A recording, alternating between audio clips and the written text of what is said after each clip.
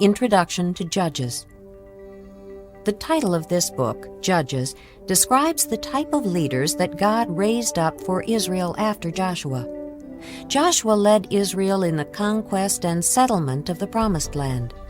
The judges were not kings, nor did they have power like that of leaders such as Moses and Joshua. These judges were Spirit-appointed military leaders who took action when Israel needed to be delivered from foreign oppressors. God had not given Israel a leader after Joshua. God had given Israel the land and His law, plus a central place of worship, but no central government. God Himself was to be the head of the nation. Israel was to obey God's laws, and God promised to protect and provide for them. The book of Judges records the cycle of the nation Israel as the people repeatedly fell into sin and idolatry, were oppressed by foreign powers, then cried to the Lord for help, and then were rescued by a judge who would deliver them to serve God again. Many believe the prophet Samuel wrote this book around 1050 to 1000 BC. Verse 6 of chapter 17, as well as the last verse of the book of Judges, describes the period of the judges. It was a time when everyone did as he saw fit. As you listen, notice the greatness of God's mercy and patience as He delivers His people over and over again. Judges, chapter 1. After the death of Joshua, the Israelites asked the Lord, "Who will be the first to go up and fight for us against the Canaanites?" The Lord answered, Judah is to go. I have given the land into their hands. Then the men of Judah said to the Simeonites, their brothers, "Come up with us into the territory allotted to us to fight against the Canaanites. We in turn will go with you into yours." So the Simeonites went with them. When Judah attacked, the Lord gave the Canaanites and Perizzites into their hands, and they struck down 10,000 men at Bezek. It was there that they found Adoni-Bezek and fought against him, putting to rout the Canaanites and Perizzites. Adoni-Bezek fled, but they chased him and caught him, and cut off his thumbs and big toes. Then Adoni-Bezek said, 70 kings with their thumbs and big toes cut off have picked up scraps under my table. Now God has paid me back for what I did to them. They brought him to Jerusalem, and he died there. The men of Judah attacked Jerusalem also and took it.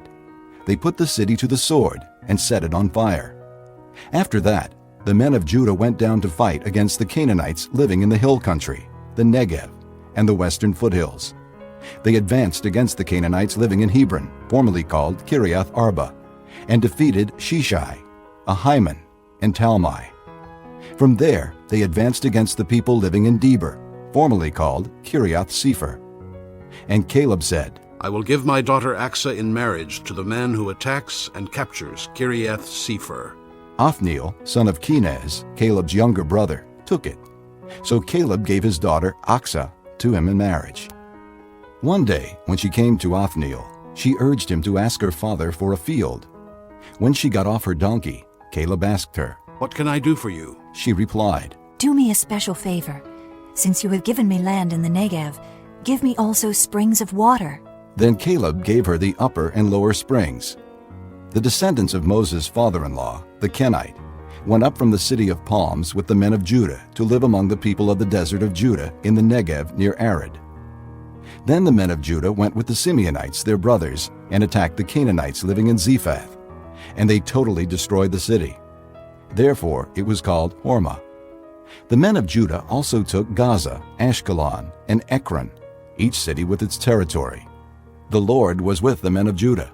They took possession of the hill country, but they were unable to drive the people from the plains, because they had iron chariots. As Moses had promised, Hebron was given to Caleb, who drove from it the 3 sons of Anak. The Benjamites, however, failed to dislodge the Jebusites, who were living in Jerusalem. To this day the Jebusites live there with the Benjamites. Now the house of Joseph attacked Bethel, and the Lord was with them. When they sent men to spy out Bethel, formerly called Luz, the spies saw a man coming out of the city, and they said to him, Show us how to get into the city, and we will see that you are treated well. So he showed them, and they put the city to the sword, but spared the man and his whole family. He then went to the land of the Hittites, where he built a city and called it Luz, which is its name to this day. But Manasseh did not drive out the people of Beth-shan, or Taanach, or Dor, or Ibleam, or Megiddo, and their surrounding settlements. For the Canaanites were determined to live in that land. When Israel became strong, they pressed the Canaanites into forced labor, but never drove them out completely. Nor did Ephraim drive out the Canaanites living in Gezer, but the Canaanites continued to live there among them. Neither did Zebulun drive out the Canaanites living in Kitron, or Nahalal, who remained among them. But they did subject them to forced labor.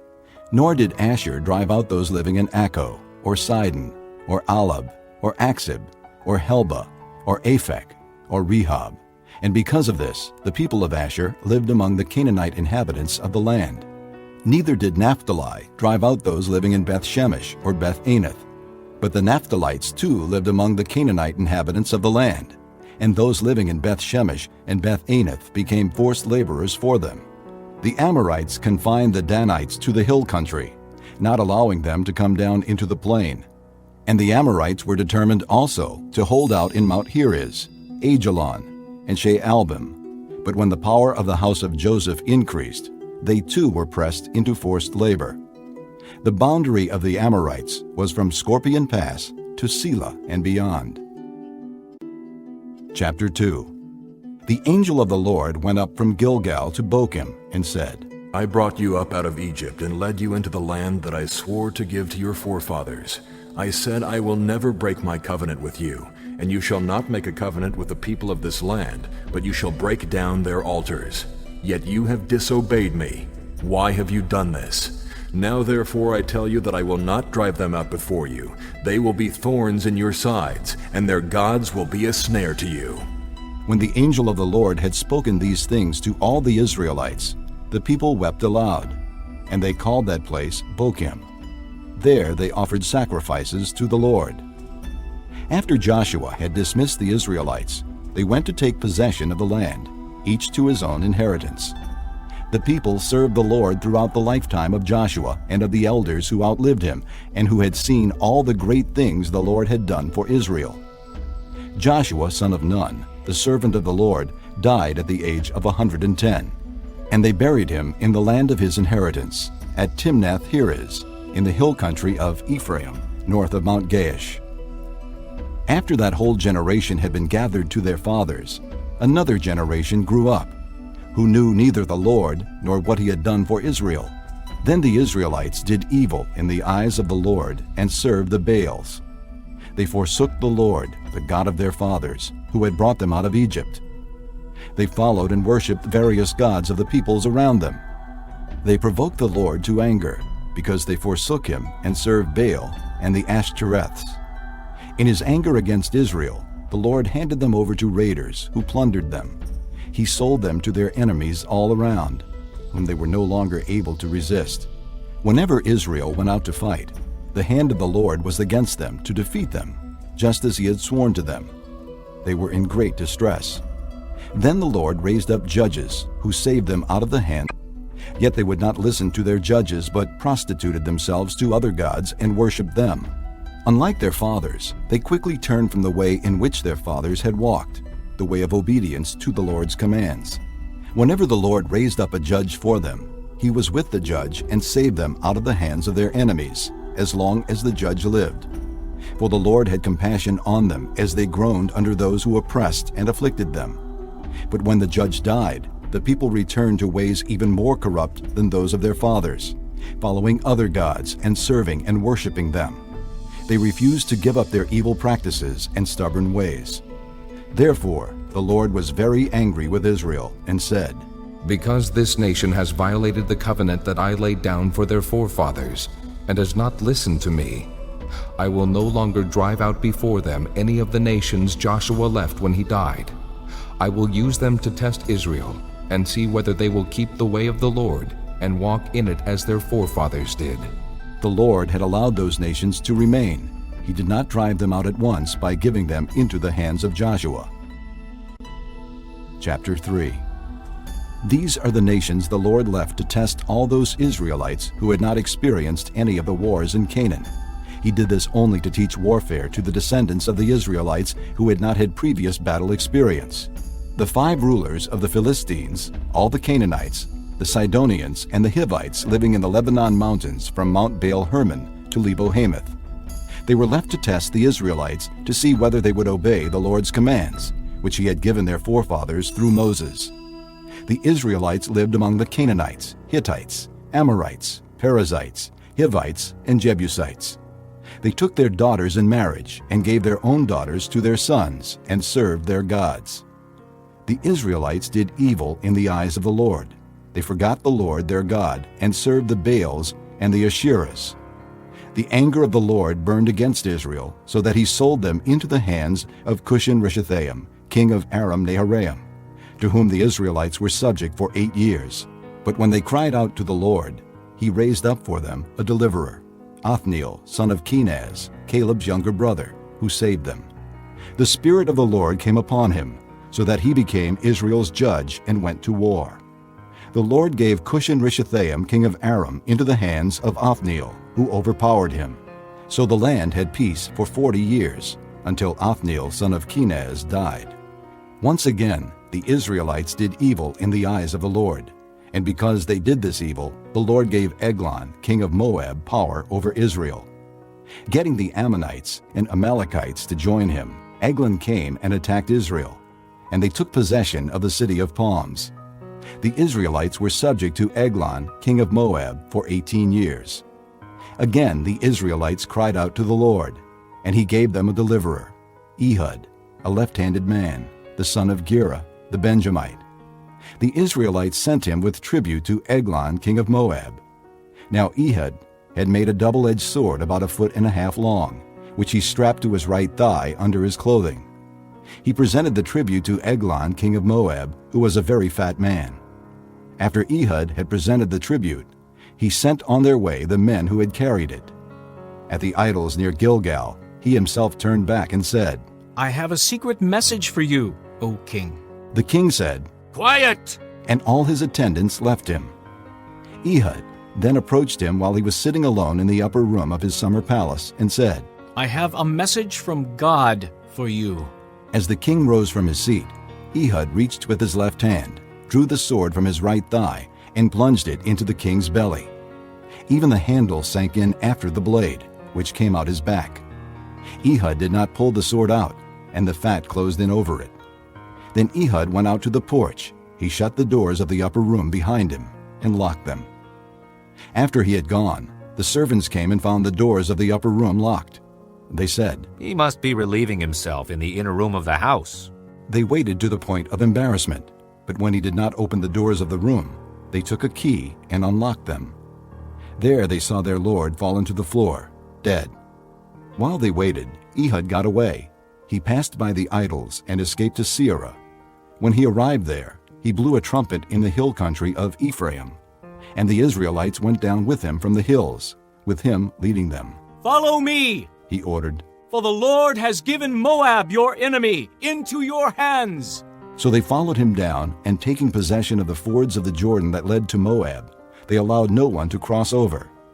At that time they struck down about 10,000 Moabites, all vigorous and strong. Not a man escaped. That day Moab was made subject to Israel, and the land had peace for 80 years. After Ehud came Shamgar, son of Anath, who struck down 600 Philistines with an ox goad. He too saved Israel. Chapter 4. After Ehud died, the Israelites once again did evil in the eyes of the Lord.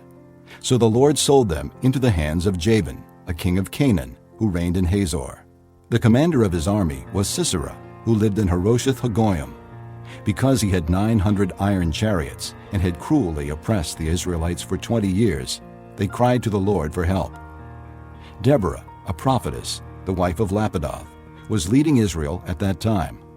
She held court under the palm of Deborah between Ramah and Bethel in the hill country of Ephraim, and the Israelites came to her to have their disputes decided. She sent for Barak, son of Abinoam from Kedesh in Naphtali, and said to him, "The Lord, the God of Israel, commands you, go, take with you 10,000 men of Naphtali and Zebulun, and lead the way to Mount Tabor. I will lure Sisera, the commander of Jabin's army with his chariots and his troops, to the Kishon River and give him into your hands. Barak said to her, If you go with me, I will go. But if you don't go with me, I won't go. Very well, Deborah said. I will go with you. But because of the way you are going about this, the honor will not be yours, for the Lord will hand Sisera over to a woman. So Deborah went with Barak to Kedesh, where he summoned Zebulun and Naphtali. 10,000 men followed him, and Deborah also went with him. Now Heber the Kenite had left the other Kenites, the descendants of Hobab, Moses' brother-in-law, and pitched his tent by the great tree in Zaananim near Kedesh. When they told Sisera that Barak son of Abinoam had gone up to Mount Tabor, Sisera gathered together his 900 iron chariots and all the men with him, from Harosheth-Hagoyim to the Kishon River. Then Deborah said to Barak, Go! This is the day the Lord has given Sisera into your hands. Has not the Lord gone ahead of you? So Barak went down Mount Tabor, followed by 10,000 men. At Barak's advance, the Lord routed Sisera and all his chariots and army by the sword, and Sisera abandoned his chariot and fled on foot. But Barak pursued the chariots and army as far as Harosheth-Hagoyim. All the troops of Sisera fell by the sword. Not a man was left. Sisera, however, fled on foot to the tent of Jael, the wife of Heber the Kenite, because there were friendly relations between Jabin king of Hazor and the clan of Heber the Kenite. Jael went out to meet Sisera and said to him, Come, my lord, come right in. Don't be afraid. So he entered her tent, and she put a covering over him. I'm thirsty, he said. Please give me some water. She opened a skin of milk, gave him a drink, and covered him up. Stand in the doorway of the tent, he told her. If someone comes by and asks you, Is anyone here? Say no. But Jael, Heber's wife, picked up a tent peg and a hammer and went quietly to him while he lay fast asleep, exhausted. She drove the peg through his temple into the ground, and he died. Barak came by in pursuit of Sisera, and Jael went out to meet him. Come, she said. I will show you the man you're looking for. So he went in with her, and there lay Sisera with the tent peg through his temple, dead. On that day God subdued Jabin, the Canaanite king, before the Israelites. And the hand of the Israelites grew stronger and stronger against Jabin, the Canaanite king, until they destroyed him. Chapter 5. On that day Deborah and Barak son of Abinoam sang this song. When the princes in Israel take the lead, when the people willingly offer themselves, praise the Lord. Hear this, you kings. Listen, you rulers. I will sing to the Lord, I will sing. I will make music to the Lord, the God of Israel. O Lord, when you went out from Seir, when you marched from the land of Edom, the earth shook, the heavens poured, the clouds poured down water. The mountains quaked before the Lord, the one of Sinai, before the Lord, the God of Israel. In the days of Shamgar, son of Anath, in the days of Jael, the roads were abandoned. Travelers took to winding paths. Village life in Israel ceased until I, Deborah, arose a mother in Israel. When they chose new gods, war came to the city gates, and not a shield or spear was seen among 40,000 in Israel. My heart is with Israel's princes, with the willing volunteers among the people. Praise the Lord! You who ride on white donkeys, sitting on your saddle blankets, and you who walk along the road, consider the voice of the singers at the watering places. They recite the righteous acts of the Lord, the righteous acts of his warriors in Israel. Then the people of the Lord went down to the city gates. Wake up, Deborah. Wake up, break out in song. Arise, O Barak. Take captive your captives, O son of Abinoam. Then the men who were left came down to the nobles. The people of the Lord came to me with the mighty. Some came from Ephraim, whose roots were in Amalek. Benjamin was with the people who followed you. From Maker captains came down, from Zebulun those who bear a commander's staff. The princes of Issachar were with Deborah. Yes, Issachar was with Barak. Rushing after him into the valley, in the districts of Reuben there was much searching of heart. Why did you stay among the campfires to hear the whistling for the flocks? In the districts of Reuben there was much searching of heart. Gilead stayed beyond the Jordan. And Dan, why did he linger by the ships? Asher remained on the coast and stayed in his coves. The people of Zebulun risked their very lives. So did Naphtali on the heights of the field. Kings came. They fought. The kings of Canaan fought at Taanach by the waters of Megiddo, but they carried off no silver, no plunder. From the heavens the stars fought. From their courses they fought against Sisera. The river Kishon swept them away. The age-old river, the river Kishon. March on, my soul, be strong. Then thundered the horses' hooves. Galloping, galloping go his mighty steeds. Curse Meroz, said the angel of the Lord. Curse its people bitterly, because they did not come to help the Lord against the mighty. Most blessed of women be Jael, the wife of Heber the Kenite. Most blessed of tent-dwelling women. He asked for water, and she gave him milk. In a bowl fit for nobles she brought him curdled milk. Her hand reached for the tent peg, her right hand for the workman's hammer. She struck Sisera, she crushed his head, she shattered and pierced his temple. At her feet he sank, he fell, there he lay.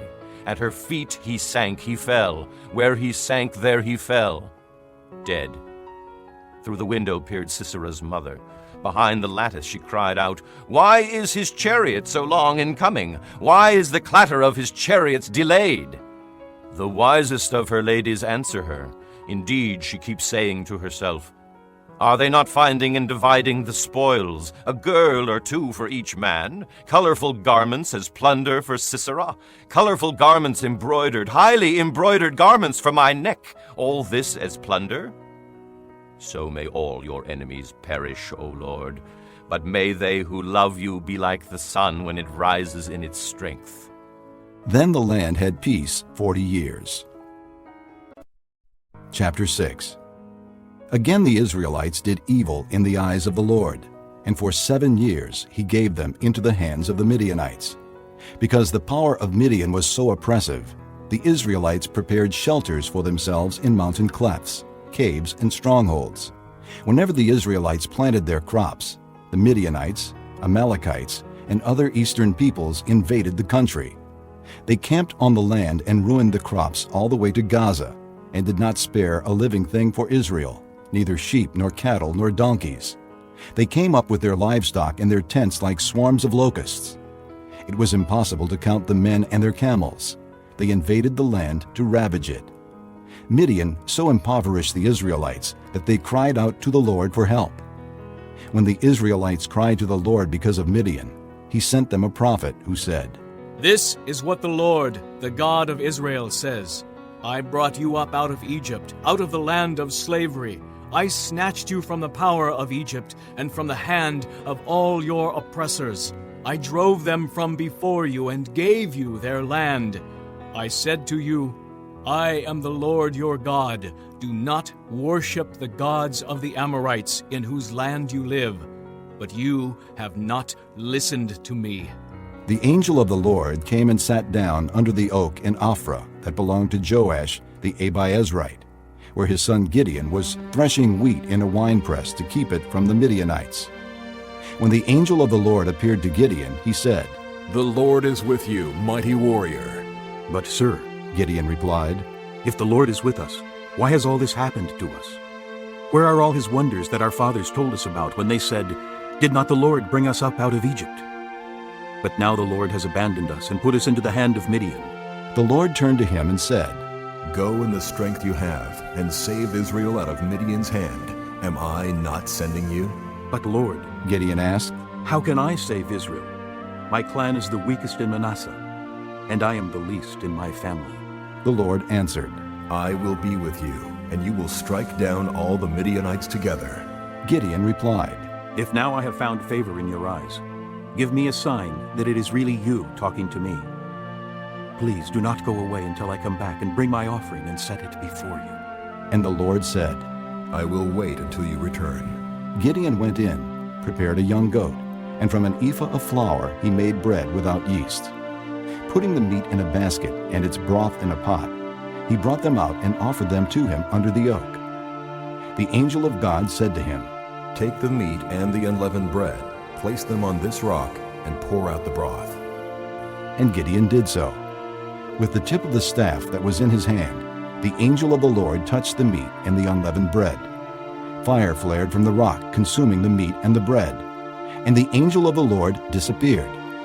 When Gideon realized that it was the angel of the Lord, he exclaimed, "Ah, sovereign Lord, I have seen the angel of the Lord face to face." But the Lord said to him, "Peace, do not be afraid.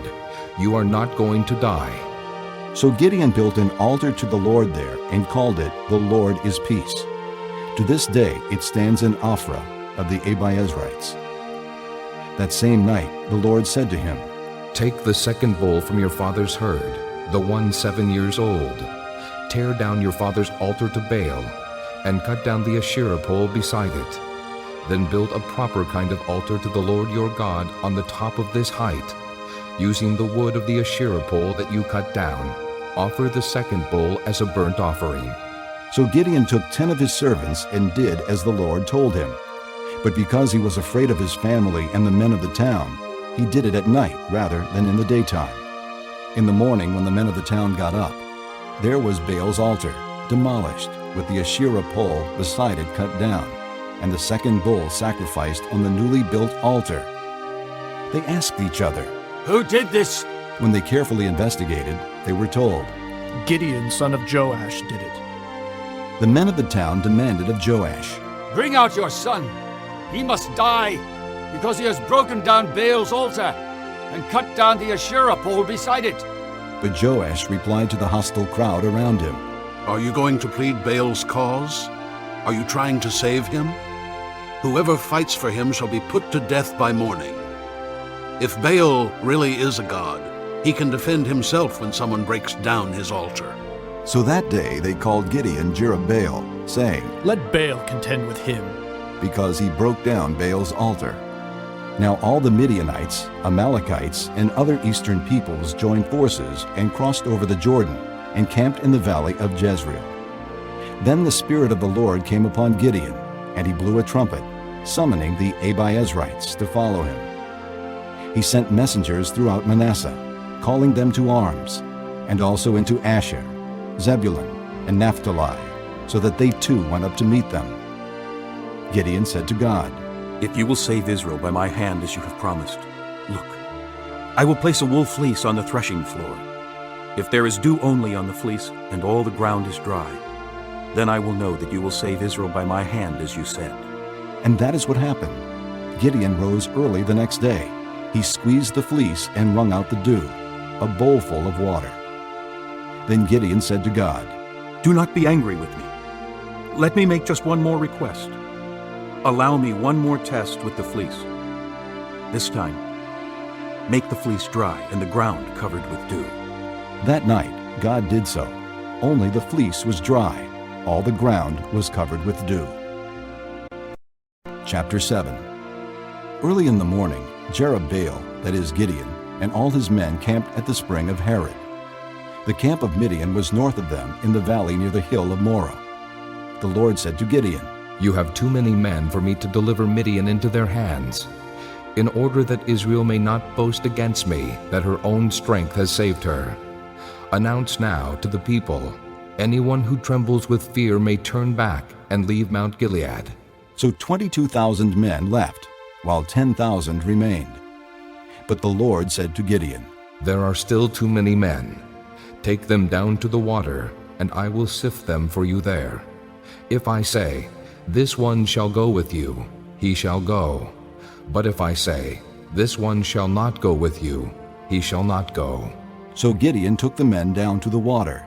There the Lord told him, Separate those who lap the water with their tongues like a dog, from those who kneel down to drink. 300 men lapped with their hands to their mouths. All the rest got down on their knees to drink. The Lord said to Gideon, With the 300 men that lapped, I will save you and give the Midianites into your hands. Let all the other men go, each to his own place. So Gideon sent the rest of the Israelites to their tents, but kept the 300. who took over the provisions and trumpets of the others.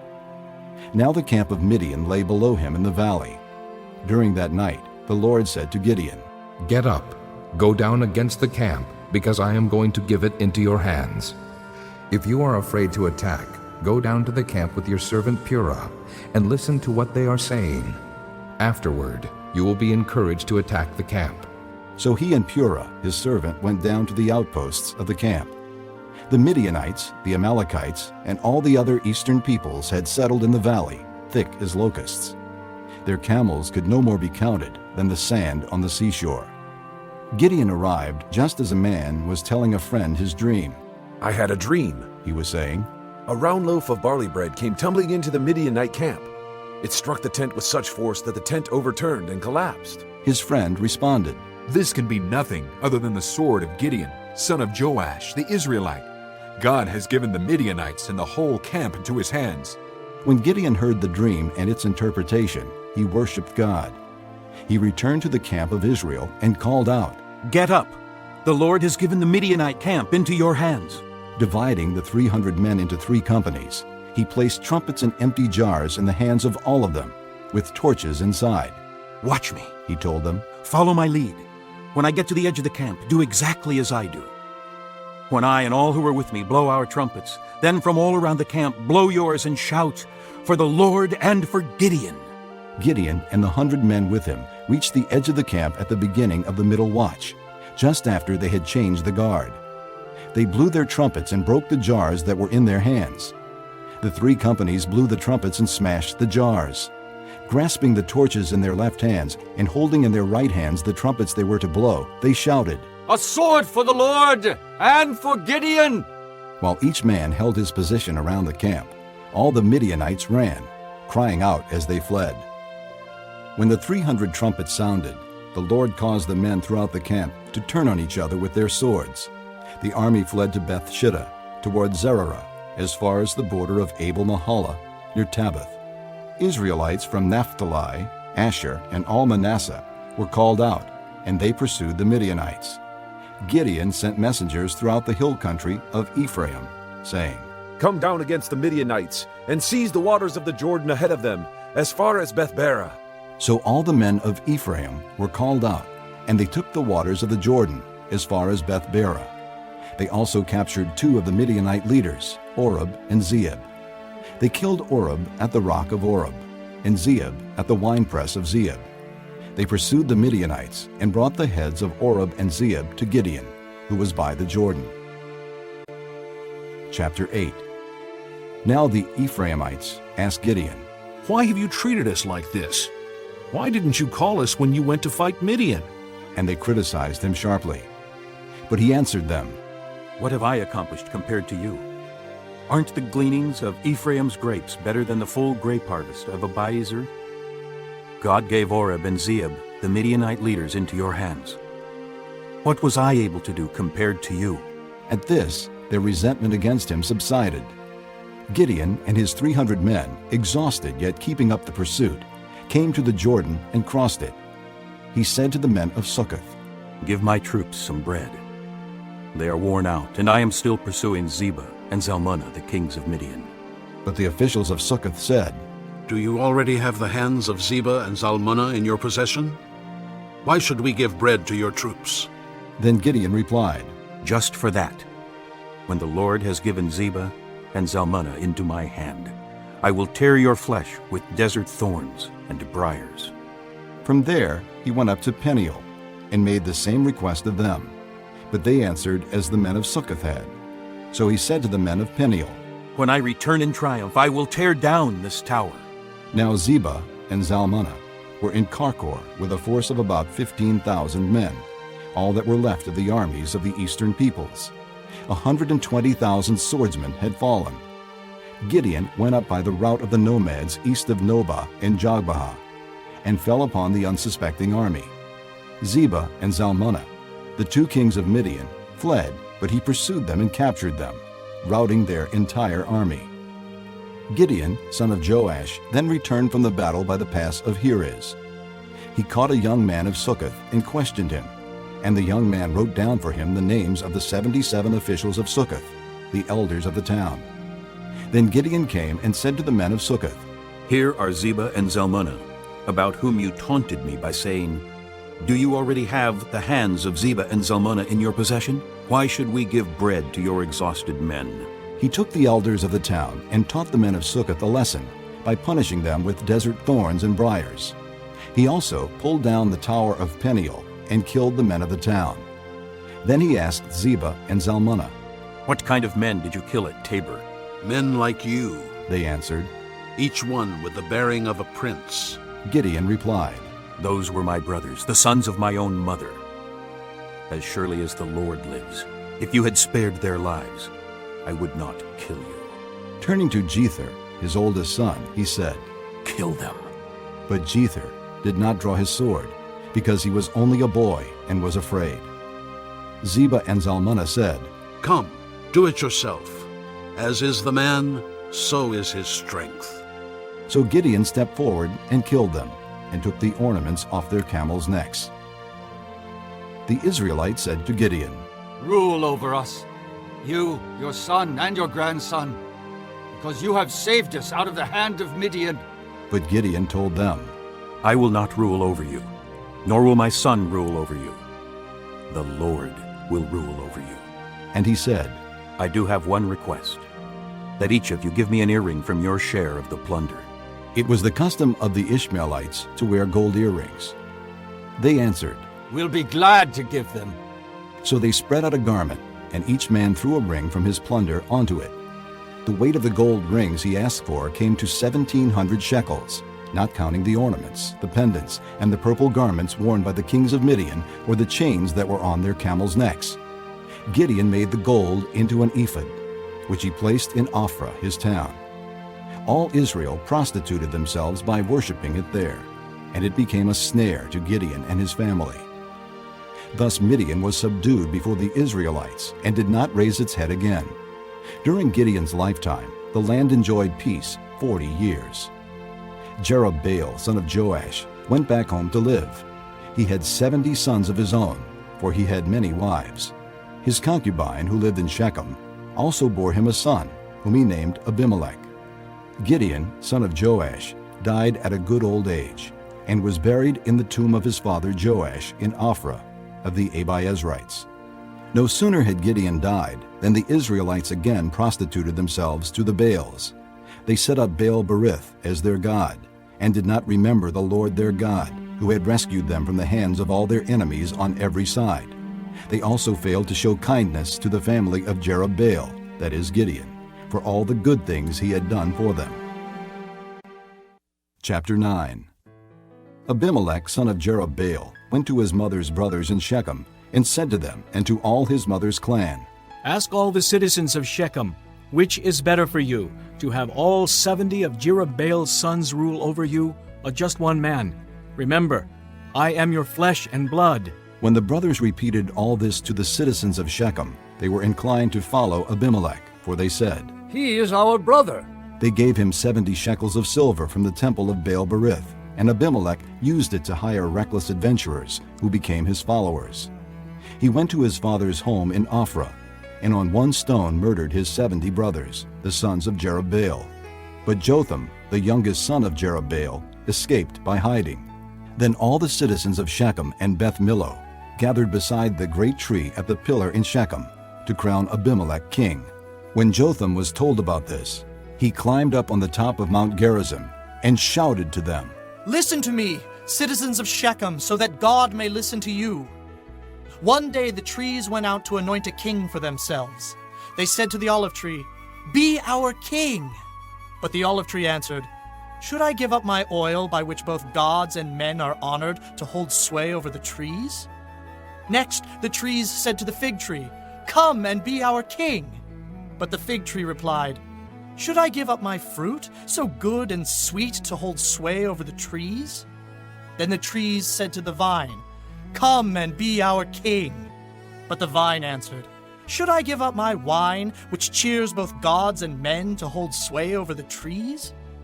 Finally, all the trees said to the thorn bush, Come and be our king. The thorn bush said to the trees, If you really want to anoint me king over you, Come and take refuge in my shade. But if not, then let fire come out of the thorn bush and consume the cedars of Lebanon. Now if you have acted honorably and in good faith when you made Abimelech king, and if you have been fair to Jerubbaal and his family, and if you have treated him as he deserves, and to think that my father fought for you, risked his life to rescue you from the hand of Midian, but today you have revolted against my father's family, murdered his 70 sons on a single stone, and made Abimelech, the son of his slave girl, king over the citizens of Shechem because he is your brother. If then you have acted honorably and in good faith toward Jerubbaal and his family today, may Abimelech be your joy, and may you be his too. But if you have not, let fire come out from Abimelech and consume you, citizens of Shechem and Beth Millo. And let fire come out from you, citizens of Shechem and Beth Millo, and consume Abimelech. Then Jotham fled, escaping to Beer, and he lived there because he was afraid of his brother Abimelech. After Abimelech had governed Israel 3 years, God sent an evil spirit between Abimelech and the citizens of Shechem, who acted treacherously against Abimelech.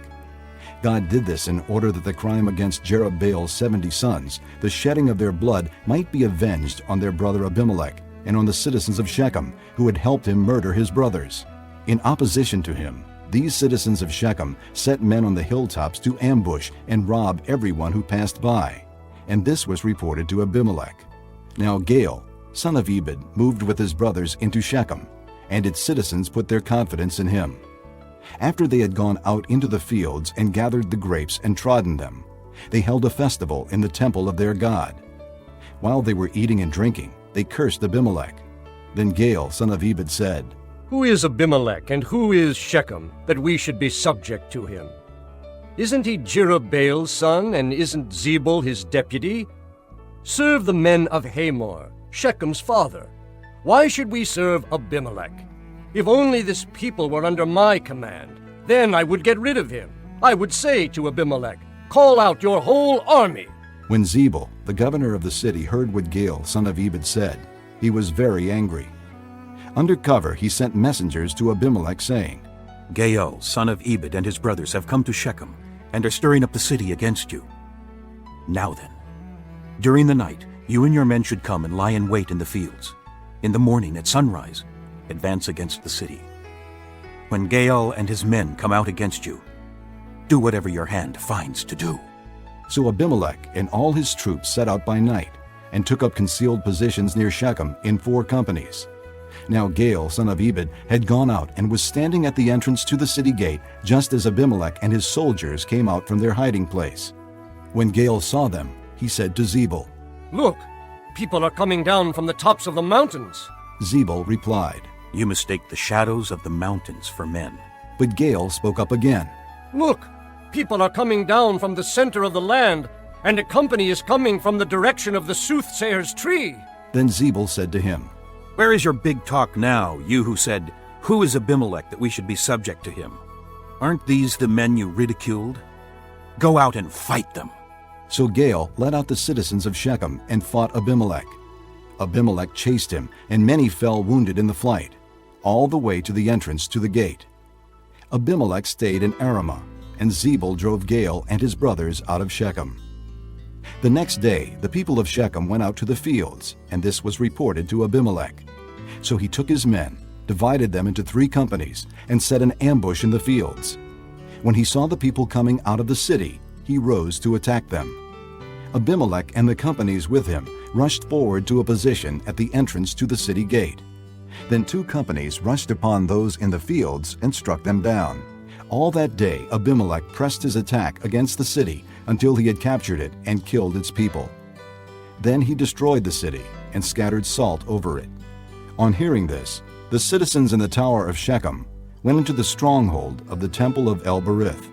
When Abimelech heard that they had assembled there, he and all his men went up Mount Zalmunna. He took an axe and cut off some branches, which he lifted to his shoulders. He ordered the men with him, Quick, do what you have seen me do. So all the men cut branches and followed Abimelech. They piled them against the stronghold and set it on fire over the people inside. So all the people in the tower of Shechem, about 1,000 men and women, also died. Next, Abimelech went to Thebez and besieged it and captured it. Inside the city, however, was a strong tower, to which all the men and women, all the people of the city, fled. They locked themselves in and climbed up on the tower roof. Abimelech went to the tower and stormed it. But as he approached the entrance to the tower to set it on fire, a woman dropped an upper millstone on his head and cracked his skull. Hurriedly, he called to his armor-bearer, "Draw your sword and kill me, so that they can't say, 'A woman killed him.'" So his servant ran him through, and he died. When the Israelites saw that Abimelech was dead, they went home. Thus God repaid the wickedness that Abimelech had done to his father by murdering his 70 brothers. God also made the men of Shechem pay for all their wickedness. The curse of Jotham, son of Jerubbaal, came on them. This concludes Disc 14. Chapter 10. After the time of Abimelech, a man of Issachar, Tola, son of Puah, the son of Dodo, rose to save Israel. He lived in Shamir, in the hill country of Ephraim. He led Israel 23 years. Then he died, and was buried in Shamir. He was followed by Jair of Gilead, who led Israel 22 years.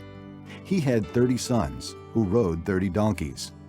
They controlled 30 towns in Gilead, which to this day are called Havoth Jair. When Jair died, he was buried in Canaan. Again the Israelites did evil in the eyes of the Lord. They served the Baals and the Ashtoreths and the gods of Aram, the gods of Sidon, the gods of Moab, the gods of the Ammonites, and the gods of the Philistines. And because the Israelites forsook the Lord and no longer served him, he became angry with them. He sold them into the hands of the Philistines and the Ammonites, who that year shattered and crushed them. For 18 years they oppressed all the Israelites on the east side of the Jordan in Gilead, the land of the Amorites. The Ammonites also crossed the Jordan to fight against Judah, Benjamin, and the house of Ephraim, and Israel was in great distress. Then the Israelites cried out to the Lord, "We have sinned against you, forsaking our God and serving the Baals." The Lord replied, "When the Egyptians, the Amorites, the Ammonites, the Philistines, the Sidonians, the Amalekites, and the Maonites oppressed you, and you cried to me for help, did I not save you from their hands? But you have forsaken me and served other gods. So I will no longer save you. Go and cry out to the gods you have chosen. Let them save you when you are in trouble." But the Israelites said to the Lord, "We have sinned. Do with us whatever you think best, but please rescue us now." Then they got rid of the foreign gods among them and served the Lord, and he could bear Israel's misery no longer. When the Ammonites were called to arms and camped in Gilead, the Israelites assembled and camped at Mizpah. The leaders of the people of Gilead said to each other, "Whoever will launch the attack against the Ammonites will be the head of all those living in Gilead." Chapter 11. Jephthah, the Gileadite, was a mighty warrior. His father was Gilead. His mother was a prostitute. Gilead's wife also bore him sons, and when they were grown up, they drove Jephthah away. "You are not going to get any inheritance in our family," they said, "because you are the son of another woman." So Jephthah fled from his brothers and settled in the land of Tob, where a group of adventurers gathered around him and followed him. Sometime later, when the Ammonites made war on Israel, the elders of Gilead went to get Jephthah from the land of Tob. "Come," they said, "be our commander, so we can fight the Ammonites." Jephthah said to them, "Didn't you hate me and drive me from my father's house? Why do you come to me now when you're in trouble?" The elders of Gilead said to him, "Nevertheless, we are turning to you now. Come with us to fight the Ammonites, and you will be our head over all who live in Gilead." Jephthah answered, "Suppose you take me back to fight the Ammonites, and the Lord gives them to me. Will I really be your head?" The elders of Gilead replied, "The Lord is our witness. We will certainly do as you say." So Jephthah went with the elders of Gilead, and the people made him head and commander over them. And he repeated all his words before the Lord in Mizpah. Then Jephthah sent messengers to the Ammonite king with the question, "What do you have against us that you have attacked our country? The king of the Ammonites answered Jephthah's messengers. When Israel came up out of Egypt, they took away my land from the Arnon to the Jabbok, all the way to the Jordan. Now give it back peaceably. Jephthah sent back messengers to the Ammonite king, saying, This is what Jephthah says. Israel did not take the land of Moab or the land of the Ammonites. But when they came up out of Egypt, Israel went through the desert to the Red Sea and on to Kadesh. Then Israel sent messengers to the king of Edom, saying, Give us permission to go through your country. But the king of Edom would not listen. They sent also to the king of Moab, and he refused. So Israel stayed at Kadesh. Next they traveled through the desert, skirted the lands of Edom and Moab, passed along the eastern side of the country of Moab, and camped on the other side of the Arnon. They did not enter the territory of Moab, for the Arnon was its border. Then Israel sent messengers to Sihon, king of the Amorites, who ruled in Heshbon, and said to him, Let us pass through your country to our own place. Sihon, however, did not trust Israel to pass through his territory. He mustered all his men and encamped at Jahaz, and fought with Israel. Then the Lord, the God of Israel, gave Sihon and all his men into Israel's hands, and they defeated them. Israel took over all the land of the Amorites who lived in that country, capturing all of it from the Arnon to the Jabbok, and from the desert to the Jordan. Now since the Lord, the God of Israel, has driven the Amorites out before his people Israel, what right have you to take it over? Will you not take what your god Chemosh gives you? Likewise, whatever the Lord our God has given us, we will possess. Are you better than Balak, son of Zippor, king of Moab? Did he ever quarrel with Israel or fight with them? For 300 years Israel occupied Heshbon, Aroer, the surrounding settlements, and all the towns along the Arnon. Why didn't you retake them during that time? I have not wronged you, but you are doing me wrong by waging war against me. Let the Lord, the judge, decide the dispute this day between the Israelites and the Ammonites. The king of Ammon, however, paid no attention to the message Jephthah sent him. Then the Spirit of the Lord came upon Jephthah. He crossed Gilead and Manasseh, passed through Mizpah of Gilead, and from there he advanced against the Ammonites. And Jephthah made a vow to the Lord. If you give the Ammonites into my hands, whatever comes out of the door of my house to meet me when I return in triumph from the Ammonites will be the Lord's, and I will sacrifice it as a burnt offering. Then Jephthah went over to fight the Ammonites, and the Lord gave them into his hands. He devastated 20 towns from Aroer to the vicinity of Minnith, as far as Abel-keramim. Thus Israel subdued Ammon. When Jephthah returned to his home in Mizpah, who should come out to meet him but his daughter, dancing to the sound of tambourines?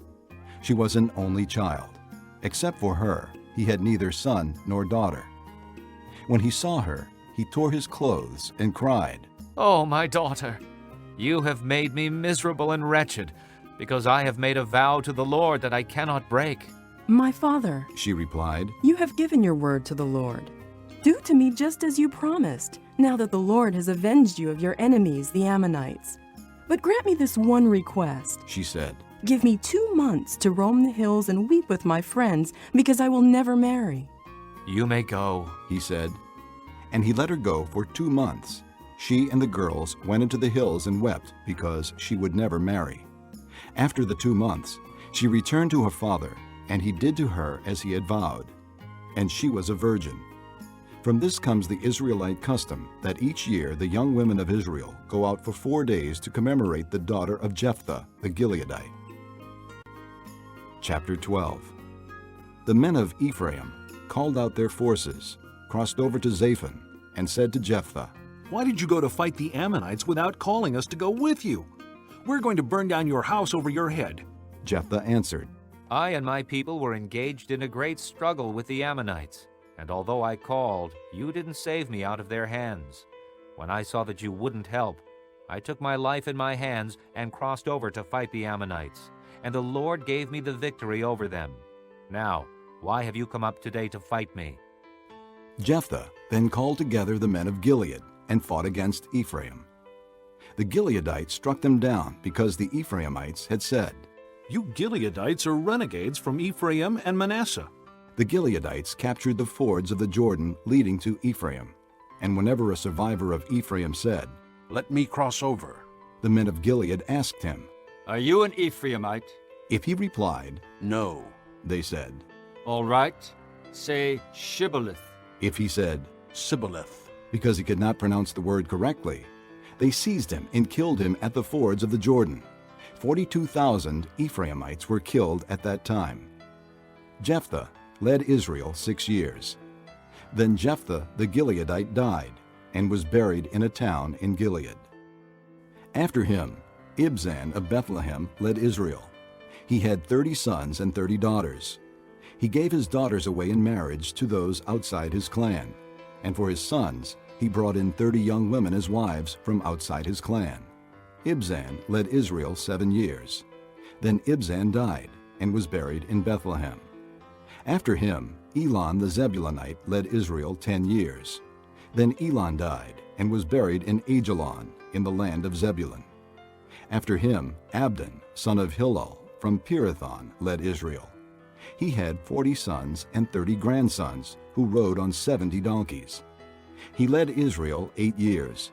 Then Abdon, son of Hillel, died and was buried at Pirathon in Ephraim, in the hill country of the Amalekites. Chapter 13. Again the Israelites did evil in the eyes of the Lord. So the Lord delivered them into the hands of the Philistines for 40 years. A certain man of Zorah named Manoah, from the clan of the Danites, had a wife who was sterile and remained childless. The angel of the Lord appeared to her and said, "You are sterile and childless, but you are going to conceive and have a son. Now see to it that you drink no wine or other fermented drink, and that you do not eat anything unclean, because you will conceive and give birth to a son. No razor may be used on his head, because the boy is to be a Nazirite, set apart to God from birth, and he will begin the deliverance of Israel from the hands of the Philistines." Then the woman went to her husband and told him, "A man of God came to me. He looked like an angel of God, very awesome. I didn't ask him where he came from, and he didn't tell me his name. But he said to me, 'You will conceive and give birth to a son. Now then, drink no wine or other fermented drink, and do not eat anything unclean, because the boy will be a Nazirite of God from birth until the day of his death.'" Then Manoah prayed to the Lord, O Lord, I beg you, let the man of God you sent to us come again to teach us how to bring up the boy who is to be born.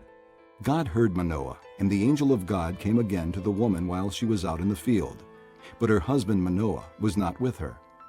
The woman hurried to tell her husband. "He's here, the man who appeared to me the other day." Manoah got up and followed his wife.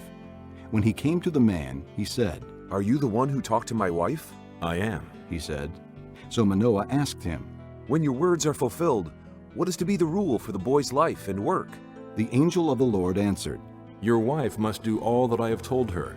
She must not eat anything that comes from the grapevine, nor drink any wine or other fermented drink, nor eat anything unclean. She must do everything I have commanded her." Manoah said to the angel of the Lord, "We would like you to stay until we prepare a young goat for you." The angel of the Lord replied, "Even though you detain me, I will not eat any of your food. But if you prepare a burnt offering, offer it to the Lord." Manoah did not realize that it was the angel of the Lord. Then Manoah inquired of the angel of the Lord, "What is your name, so that we may honor you when your word comes true?" He replied, "Why do you ask my name? It is beyond understanding." Then Manoah took a young goat, together with the grain offering, and sacrificed it on a rock to the Lord. And the Lord did an amazing thing while Manoah and his wife watched. As the flame blazed up from the altar toward heaven, the angel of the Lord ascended in the flame. Seeing this, Manoah and his wife fell with their faces to the ground. When the angel of the Lord did not show himself again to Manoah and his wife, Manoah realized that it was the angel of the Lord. "We are doomed to die," he said to his wife. "We have seen God." But his wife answered, "If the Lord had meant to kill us, he would not have accepted a burnt offering and grain offering from our hands, nor shown us all these things or now told us this." The woman gave birth to a boy and named him Samson. He grew, and the Lord blessed him. And the Spirit of the Lord began to stir him while he was in Mahanadan, between Zorah and Eshtaol. Chapter 14. Samson went down to Timnah and saw there a young Philistine woman. When he returned, he said to his father and mother, I have seen a Philistine woman in Timnah. Now get her for me as my wife. His father and mother replied, Isn't there an acceptable woman among your relatives, or among all our people? Must you go to the uncircumcised Philistines to get a wife? But Samson said to his father, Get her for me. She's the right one for me. His parents did not know that this was from the Lord, who was seeking an occasion to confront the Philistines, for at that time they were ruling over Israel. Samson went down to Timnah together with his father and mother. As they approached the vineyards of Timnah, suddenly a young lion came roaring toward him. The Spirit of the Lord came upon him in power, so that he tore the lion apart with his bare hands, as he might have torn a young goat. But he told neither his father nor his mother what he had done. Then he went down and talked with the woman, and he liked her. Some time later, when he went back to marry her, he turned aside to look at the lion's carcass. In it was a swarm of bees and some honey, which he scooped out with his hands and ate as he went along. When he rejoined his parents, he gave them some, and they too ate it. But he did not tell them that he had taken the honey from the lion's carcass. Now his father went down to see the woman, and Samson made a feast there, as was customary for bridegrooms. When he appeared, he was given 30 companions. Let me tell you a riddle, Samson said to them. If you can give me the answer within the 7 days of the feast, I will give you 30 linen garments and 30 sets of clothes. If you can't tell me the answer, you must give me 30 linen garments and 30 sets of clothes. Tell us your riddle, they said. Let's hear it. He replied, Out of the eater, something to eat. Out of the strong, something sweet. For 3 days they could not give the answer. On the 4th day, they said to Samson's wife, Coax your husband into explaining the riddle for us, or we will burn you and your father's household to death. Did you invite us here to rob us? Then Samson's wife threw herself on him, sobbing, You hate me. You don't really love me. You've given my people a riddle, but you haven't told me the answer. I haven't even explained it to my father or mother, he replied. So why should I explain it to you? She cried the whole 7 days of the feast. So on the 7th day he finally told her, because she continued to press him. She in turn explained the riddle to her people. Before sunset on the 7th day, the men of the town said to him, What is sweeter than honey? What is stronger than a lion? Samson said to them, If you had not plowed with my heifer, you would not have solved my riddle. Then the Spirit of the Lord came upon him in power. He went down to Ashkelon, struck down 30 of their men, stripped them of their belongings, and gave their clothes to those who had explained the riddle. Burning with anger, he went up to his father's house, and Samson's wife was given to the friend who had attended him at his wedding. Chapter 15. Later on, at the time of wheat harvest, Samson took a young goat and went to visit his wife. He said, I'm going to my wife's room. But her father would not let him go in. I was so sure you thoroughly hated her, he said, that I gave her to your friend. Isn't her younger sister more attractive? Take her instead. Samson said to them, This time I have a right to get even with the Philistines. I will really harm them. So he went out and caught 300 foxes and tied them tail to tail in pairs. He then fastened a torch to every pair of tails, lit the torches, and let the foxes loose in the standing grain of the Philistines. He burned up the shocks and standing grain, together with the vineyards and olive groves. When the Philistines asked, Who did this? They were told, Samson, the Timnite's son-in-law, because his wife was given to his friend. So the Philistines went up and burned her and her father to death. Samson said to them, Since you've acted like this, I won't stop until I get my revenge on you. He attacked them viciously and slaughtered many of them. Then he went down and stayed in a cave in the rock of Etam. The Philistines went up and camped in Judah, spreading out near Lehi. The men of Judah asked, Why have you come to fight us? We have come to take Samson prisoner, they answered, to do to him as he did to us. Then 3,000 men from Judah went down to the cave in the rock of Etam and said to Samson, Don't you realize that the Philistines are rulers over us? What have you done to us? He answered, I merely did to them what they did to me. They said to him, We've come to tie you up and hand you over to the Philistines. Samson said, Swear to me that you won't kill me yourselves. Agreed, they answered. We will only tie you up and hand you over to them. We will not kill you. So they bound him with 2 new ropes and led him up from the rock. As he approached Lehi, the Philistines came toward him shouting. The Spirit of the Lord came upon him in power. The ropes on his arms became like charred flax, and the bindings dropped from his hands. Finding a fresh jawbone of a donkey, he grabbed it and struck down 1,000 men. Then Samson said, With the donkey's jawbone, I have made donkeys of them. With the donkey's jawbone, I have killed 1,000 men. When he finished speaking, he threw away the jawbone, and the place was called Ramath Lehi.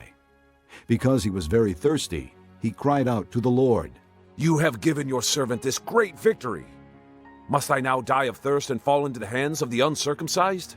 Then God opened up the hollow place in Lehi, and water came out of it. When Samson drank, his strength returned, and he revived.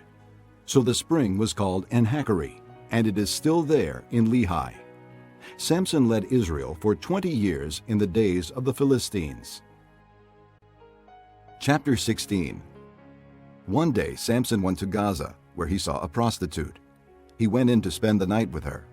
The people of Gaza were told, Samson is here! So they surrounded the place and lay in wait for him all night at the city gate. They made no move during the night, saying, At dawn we'll kill him. But Samson lay there only until the middle of the night. Then he got up and took hold of the doors of the city gate, together with the 2 posts, and tore them loose, bar and all. He lifted them to his shoulders and carried them to the top of the hill that faces Hebron. Some time later, he fell in love with a woman in the valley of Sorek, whose name was Delilah. The rulers of the Philistines went to her and said, See if you can lure him into showing you the secret of his great strength, and how we can overpower him, so we may tie him up and subdue him. Each one of us will give you 1,100 shekels of silver. So Delilah said to Samson, Tell me the secret of your great strength, and how you can be tied up and subdued. Samson answered her, If anyone ties me with 7 fresh thongs that have not been dried, I'll become as weak as any other man. Then the rulers of the Philistines brought her 7 fresh thongs that had not been dried, and she tied him with them. With men hidden in the room, she called to him, Samson, the Philistines are upon you. But he snapped the thongs as easily as a piece of string snaps when it comes close to a flame. So the secret of his strength was not discovered. Then Delilah said to Samson, You've made a fool of me. You lied to me. Come now, tell me, how can you be tied? He said, If anyone ties me securely with new ropes that have never been used, I'll become as weak as any other man. So Delilah took new ropes and tied him with them. Then, with men hidden in the room, she called to him, Samson, the Philistines are upon you. But he snapped the ropes off his arms as if they were threads. Delilah then said to Samson, Until now you have been making a fool of me and lying to me. Tell me, how can you be tied? He replied, If you weave the 7 braids of my head into the fabric on the loom and tighten it with the pin, I'll become as weak as any other man. So while he was sleeping, Delilah took the 7 braids of his head, wove them into the fabric, and tightened it with the pin. Again she called to him, Samson, the Philistines are upon you. He awoke from his sleep and pulled up the pin and the loom with the fabric. Then she said to him, How can you say I love you when you won't confide in me? This is the 3rd time you have made a fool of me and haven't told me the secret of your great strength. With such nagging, she prodded him day after day until he was tired to death. So he told her everything. No razor has ever been used on my head, he said, because I have been a Nazirite set apart to God since birth. If my head were shaved, my strength would leave me, and I would become as weak as any other man. When Delilah saw that he had told her everything, she sent word to the rulers of the Philistines. Come back once more. He has told me everything. So the rulers of the Philistines returned with the silver in their hands. Having put him to sleep on her lap, she called a man to shave off the 7 braids of his hair, and so began to subdue him. And his strength left him. Then she called, Samson, the Philistines are upon you. He awoke from his sleep and thought, I'll go out as before and shake myself free. But he did not know that the Lord had left him. Then the Philistines seized him, gouged out his eyes, and took him down to Gaza. Binding him with bronze shackles, they set him to grinding in the prison. But the hair on his head began to grow again after it had been shaved. Now the rulers of the Philistines assembled to offer a great sacrifice to Dagon their god and to celebrate, saying, Our God has delivered Samson, our enemy, into our hands. When the people saw him, they praised their God, saying, Our God has delivered our enemy into our hands, the one who laid waste our land and multiplied our slain. While they were in high spirits, they shouted, Bring out Samson to entertain us. So they called Samson out of the prison, and he performed for them. When they stood him among the pillars, Samson said to the servant who held his hand, Put me where I can feel the pillars that support the temple, so that I may lean against them. Now the temple was crowded with men and women. All the rulers of the Philistines were there, and on the roof were about 3,000 men and women watching Samson perform. Then Samson prayed to the Lord, O sovereign Lord, remember me. O God, please strengthen me just once more, and let me with one blow get revenge on the Philistines for my 2 eyes. Then Samson reached toward the 2 central pillars on which the temple stood. Bracing himself against them, his right hand on the one and his left hand on the other, Samson said, Let me die with the Philistines. Then he pushed with all his might, and down came the temple on the rulers and all the people in it. Thus he killed many more when he died than while he lived. Then his brothers and his father's whole family went down to get him. They brought him back and buried him between Zorah and Eshtaol in the tomb of Manoah his father. He had led Israel 20 years. Chapter 17. Now a man named Micah from the hill country of Ephraim said to his mother, The 1,100 shekels of silver that were taken from you and about which I heard you utter a curse, I have that silver with me. I took it. Then his mother said, The Lord bless you, my son. When he returned the 1,100 shekels of silver to his mother, she said, I solemnly consecrate my silver to the Lord, for my son to make a carved image and to cast idol. I will give it back to you. So he returned the silver to his mother, and she took 200 shekels of silver and gave them to a silversmith, who made them into the image and the idol. And they were put in Micah's house. Now this man Micah had a shrine, and he made an ephod and some idols, and installed one of his sons as his priest. In those days Israel had no king. Everyone did as he saw fit. A young Levite from Bethlehem in Judah, who had been living within the clan of Judah, left that town in search of some other place to stay. On his way, he came to Micah's house in the hill country of Ephraim. Micah asked him, Where are you from? I'm a Levite from Bethlehem in Judah, he said, and I'm looking for a place to stay. Then Micah said to him, Live with me and be my father and priest, and I'll give you 10 shekels of silver a year, your clothes and your food. So the Levite agreed to live with him, and the young man was to him like one of his sons. Then Micah installed the Levite, and the young man became his priest and lived in his house. And Micah said, Now I know that the Lord will be good to me, since this Levite has become my priest. Chapter 18. In those days Israel had no king. And in those days the tribe of the Danites was seeking a place of their own where they might settle, because they had not yet come into an inheritance among the tribes of Israel. So the Danites sent 5 warriors from Zorah and Eshtaol to spy out the land and explore it. These men represented all their clans. They told them, Go, explore the land. The men entered the hill country of Ephraim and came to the house of Micah, where they spent the night. When they were near Micah's house, they recognized the voice of the young Levite. So they turned in there and asked him, Who brought you here? What are you doing in this place? Why are you here? He told them what Micah had done for him and said, He has hired me, and I am his priest. Then they said to him, Please inquire of God to learn whether our journey will be successful. The priest answered them, Go in peace. Your journey has the Lord's approval.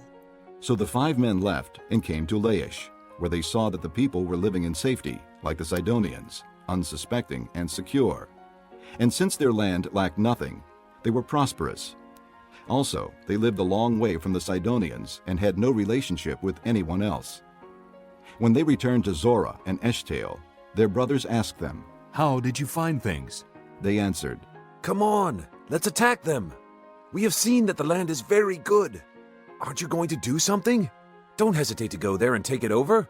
When you get there, you will find an unsuspecting people in a spacious land that God has put into your hands, a land that lacks nothing whatever. Then 600 men from the clan of the Danites, armed for battle, set out from Zorah and Eshtaol. On their way, they set up camp near Kiriath Jearim in Judah. This is why the place west of Kiriath Jearim is called Mahanadan to this day. From there, they went on to the hill country of Ephraim and came to Micah's house. Then the 5 men who had spied out the land of Laish said to their brothers, Do you know that one of these houses has an ephod, other household gods, a carved image, and a cast idol? Now you know what to do. So they turned in there and went to the house of the young Levite at Micah's place and greeted him.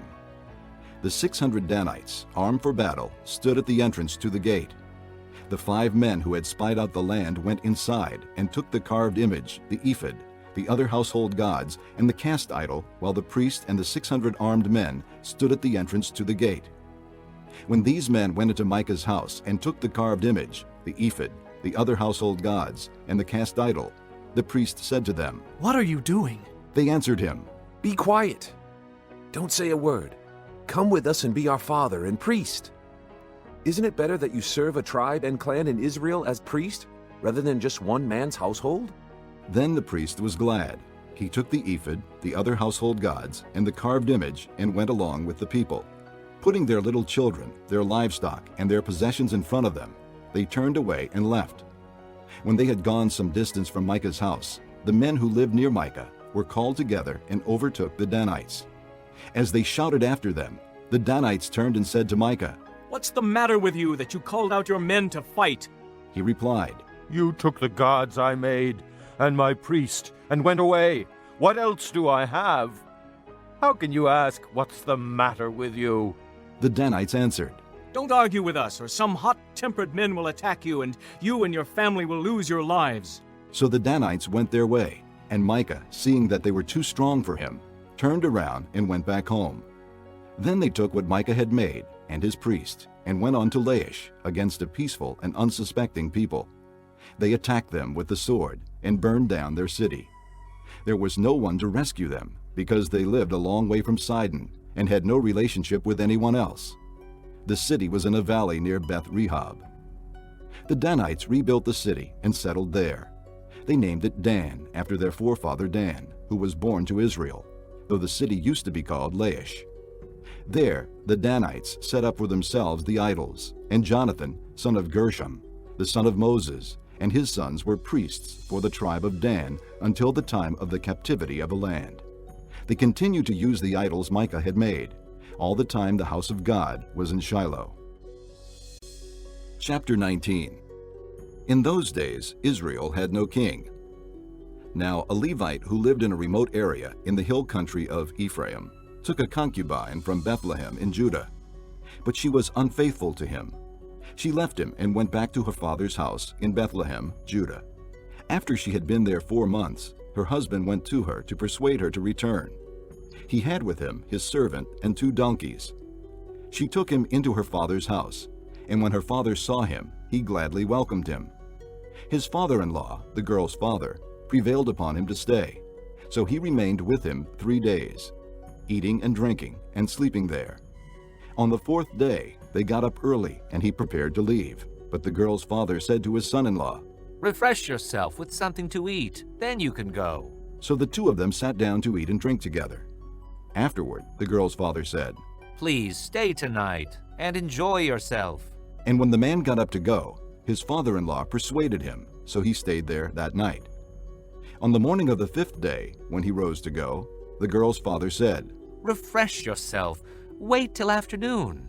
So the 2 of them ate together. Then when the man, with his concubine and his servant, got up to leave, his father-in-law, the girl's father, said, Now look, it's almost evening. Spend the night here. The day is nearly over. Stay and enjoy yourself. Early tomorrow morning you can get up and be on your way home. But unwilling to stay another night, the man left and went toward Jebus, that is, Jerusalem, with his 2 saddled donkeys and his concubine. When they were near Jebus, and the day was almost gone, the servant said to his master, Come, let's stop at this city of the Jebusites and spend the night. His master replied, No, we won't go into an alien city whose people are not Israelites. We will go on to Gibeah. He added, Come, let's try to reach Gibeah or Ramah and spend the night in one of those places." So they went on, and the sun set as they neared Gibeah in Benjamin. There they stopped to spend the night. They went and sat in the city square, but no one took them into his home for the night. That evening, an old man from the hill country of Ephraim, who was living in Gibeah, the men of the place were Benjamites, came in from his work in the fields. When he looked and saw the traveler in the city square, the old man asked, "Where are you going? Where did you come from?" He answered, "We are on our way from Bethlehem in Judah to a remote area in the hill country of Ephraim, where I live. I have been to Bethlehem in Judah, and now I'm going to the house of the Lord. No one has taken me into his house. We have both straw and fodder for our donkeys, and bread and wine for ourselves, your servants. Me, your maidservant, and the young man with us. We don't need anything." "You are welcome at my house," the old man said. "Let me supply whatever you need. Only don't spend the night in the square." So he took him into his house and fed his donkeys. After they had washed their feet, they had something to eat and drink. While they were enjoying themselves, some of the wicked men of the city surrounded the house. Pounding on the door, they shouted to the old man who owned the house, "Bring out the man who came to your house so we can have sex with him." The owner of the house went outside and said to them, "No, my friends, don't be so vile. Since this man is my guest, don't do this disgraceful thing. Look, here is my virgin daughter and his concubine. I will bring them out to you now, and you can use them and do to them whatever you wish. But to this man, don't do such a disgraceful thing." But the men would not listen to him. So the man took his concubine and sent her outside to them. And they raped her and abused her throughout the night. And at dawn they let her go. At daybreak the woman went back to the house where her master was staying, fell down at the door, and lay there until daylight. When her master got up in the morning and opened the door of the house and stepped out to continue on his way, there lay his concubine, fallen in the doorway of the house, with her hands on the threshold. He said to her, "Get up, let's go." But there was no answer. Then the man put her on his donkey and set out for home. When he reached home, he took a knife and cut up his concubine, limb by limb, into 12 parts, and sent them into all the areas of Israel. Everyone who saw it said, "Such a thing has never been seen or done, not since the day the Israelites came up out of Egypt. Think about it. Consider it. Tell us what to do." Chapter 20. Then all the Israelites from Dan to Beersheba and from the land of Gilead came out as one man and assembled before the Lord in Mizpah.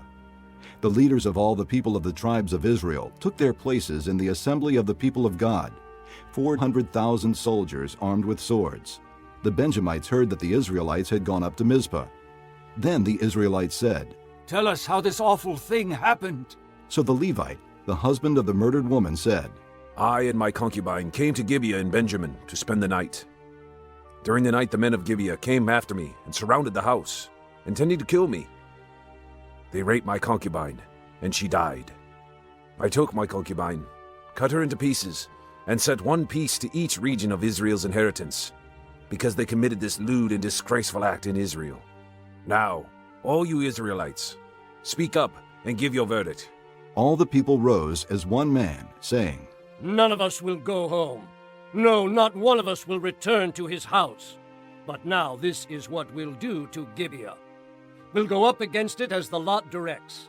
We'll take 10 men out of every 100 from all the tribes of Israel, and 100 from 1,000, and 1,000 from 10,000 to get provisions for the army. Then, when the army arrives at Gibeah in Benjamin, it can give them what they deserve for all this vileness done in Israel." So all the men of Israel got together and united as one man against the city. The tribes of Israel sent men throughout the tribe of Benjamin, saying, "What about this awful crime that was committed among you? Now surrender those wicked men of Gibeah so that we may put them to death and purge the evil from Israel." But the Benjamites would not listen to their fellow Israelites. From their towns they came together at Gibeah to fight against the Israelites. At once the Benjamites mobilized 26,000 swordsmen from their towns, in addition to 700 chosen men from those living in Gibeah.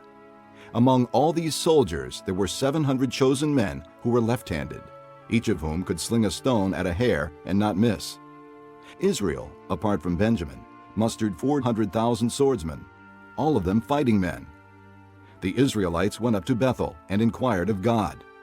They said, "Who of us shall go first to fight against the Benjamites?" The Lord replied, "Judah shall go first." The next morning the Israelites got up and pitched camp near Gibeah. The men of Israel went out to fight the Benjamites and took up battle positions against them at Gibeah. The Benjamites came out of Gibeah and cut down 22,000 Israelites on the battlefield that day. But the men of Israel encouraged one another and again took up their positions where they had stationed themselves the first day. The Israelites went up and wept before the Lord until evening, and they inquired of the Lord. They said, "Shall we go up again to battle against the Benjamites, our brothers?" The Lord answered, "Go up against them." Then the Israelites drew near to Benjamin the second day. This time, when the Benjamites came out from Gibeah to oppose them, they cut down another 18,000 Israelites, all of them armed with swords. Then the Israelites, all the people, went up to Bethel, and there they sat weeping before the Lord. They fasted that day until evening, and presented burnt offerings and fellowship offerings to the Lord. And the Israelites inquired of the Lord. In those days the ark of the covenant of God was there, with Phinehas, son of Eleazar, the son of Aaron, ministering before it. They asked, "Shall we go up again to battle with Benjamin, our brother, or not?" The Lord responded, "Go, for tomorrow I will give them into your hands." Then Israel set an ambush around Gibeah. They went up against the Benjamites on the third day and took up positions against Gibeah, as they had done before. The Benjamites came out to meet them and were drawn away from the city. They began to inflict casualties on the Israelites as before, so that about 30 men fell in the open field and on the roads, the one leading to Bethel and the other to Gibeah. While the Benjamites were saying, "We are defeating them as before," the Israelites were saying, "Let's retreat and draw them away from the city to the roads." All the men of Israel moved from their places and took up positions at Baal Tamar, and the Israelite ambush charged out of its place on the west of Gibeah. Then 10,000 of Israel's finest men made a frontal attack on Gibeah. The fighting was so heavy that the Benjamites did not realize how near disaster was. The Lord defeated Benjamin before Israel, and on that day the Israelites struck down 25,100 Benjamites, all armed with swords. Then the Benjamites saw that they were beaten. Now the men of Israel had given way before Benjamin, because they relied on the ambush they had set near Gibeah. The men who had been in ambush made a sudden dash into Gibeah, spread out, and put the whole city to the sword. The men of Israel had arranged with the ambush that they should send up a great cloud of smoke from the city, and then the men of Israel would turn in the battle. The Benjamites had begun to inflict casualties on the men of Israel, about 30, and they said, "We are defeating them as in the first battle." But when the column of smoke began to rise from the city, the Benjamites turned and saw the smoke of the whole city going up into the sky. Then the men of Israel turned on them, and the men of Benjamin were terrified, because they realized that disaster had come upon them. So they fled before the Israelites in the direction of the desert, but they could not escape the battle. And the men of Israel who came out of the towns cut them down there. They surrounded the Benjamites, chased them, and easily overran them in the vicinity of Gibeah on the east. 18,000 Benjamites fell, all of them valiant fighters. As they turned and fled toward the desert to the rock of Rimmon, the Israelites cut down 5,000 men along the roads. They kept pressing after the Benjamites as far as Gideon, and struck down 2,000 more. On that day, 25,000 Benjamite swordsmen fell, all of them valiant fighters. But 600 men turned and fled into the desert to the rock of Rimmon, where they stayed 4 months. The men of Israel went back to Benjamin and put all the towns to the sword, including the animals and everything else they found. All the towns they came across they set on fire. Chapter 21. The men of Israel had taken an oath at Mizpah. "Not one of us will give his daughter in marriage to a Benjamite." The people went to Bethel, where they sat before God until evening, raising their voices and weeping bitterly. "O Lord, the God of Israel," they cried, "why has this happened to Israel? Why should one tribe be missing from Israel today?" Early the next day, the people built an altar and presented burnt offerings and fellowship offerings. Then the Israelites asked, "Who from all the tribes of Israel has failed to assemble before the Lord? for they had taken a solemn oath that anyone who failed to assemble before the Lord at Mizpah should certainly be put to death. Now the Israelites grieved for their brothers, the Benjamites. Today one tribe is cut off from Israel, they said. How can we provide wives for those who are left, since we have taken an oath by the Lord not to give them any of our daughters in marriage? Then they asked, Which one of the tribes of Israel failed to assemble before the Lord at Mizpah? They discovered that no one from Jabesh-Gilead had come to the camp for the assembly. For when they counted the people, they found that none of the people of Jabesh-Gilead were there. So the assembly sent 12,000 fighting men with instructions to go to Jabesh-Gilead and put to the sword those living there, including the women and children. This is what you are to do, they said. Kill every male and every woman who is not a virgin.